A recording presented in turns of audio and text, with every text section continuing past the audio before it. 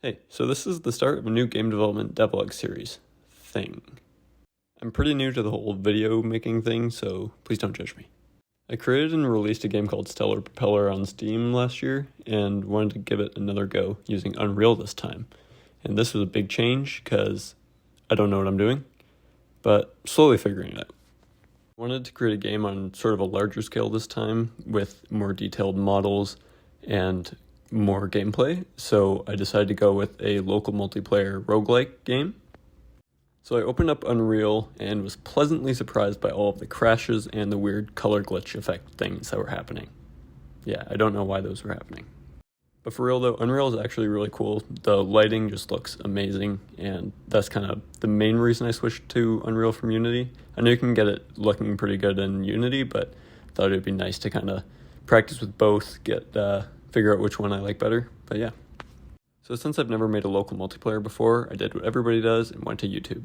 I found this really good tutorial by Devlog that showed me kind of the basics of how to get everything set up, and I went from there.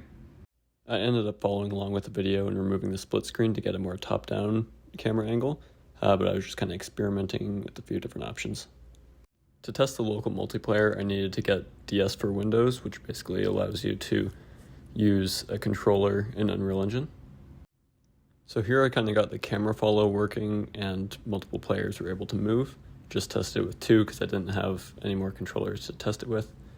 But yeah, so following along with that same tutorial from before, it shows you how to kind of get the camera to move and track the center location between all the targets.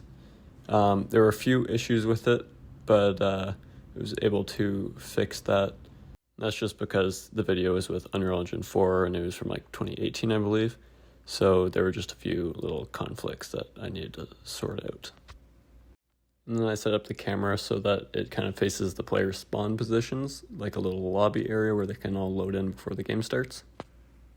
And then since I'm still unfamiliar with how materials and blueprint and everything works in Unreal, I found a tutorial on how to create animated material for under the player's feet.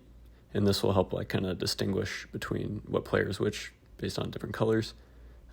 Hopefully in the future I'll be able to do this stuff on my own, but for now I just need some tutorials. I kind of started in a weird order where I started to make some art for the game, but I didn't want to just be looking at gray blocks for a long time, so I started making this middle kind of spawn room area for the players to explore at first.